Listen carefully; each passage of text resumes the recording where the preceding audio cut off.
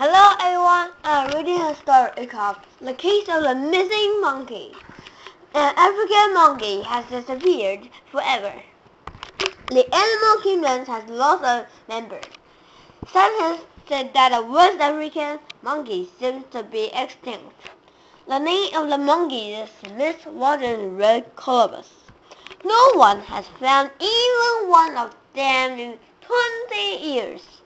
Where is the monkey? Like all monkeys, this one is a primate. A primate is a type of animal that includes humans and apes. Primates have advanced brains.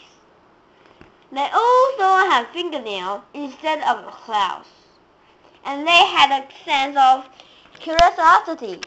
Miss Warden Red Colobus is the first primate to become extinct in hundreds of years.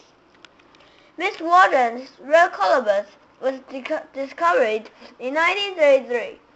It was named after Warden. She worked for the man who made the discovery. In 1988, the monkey was listed as being in danger of dying out.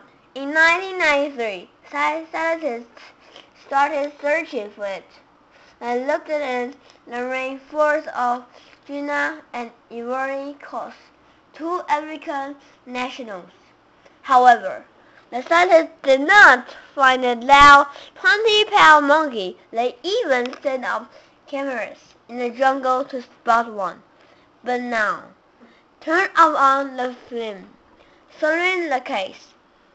Why had the monkey disappeared?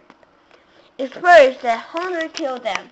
It happened because people tore down the monkey's first home. Losing their home made the monkey easy to find and kill.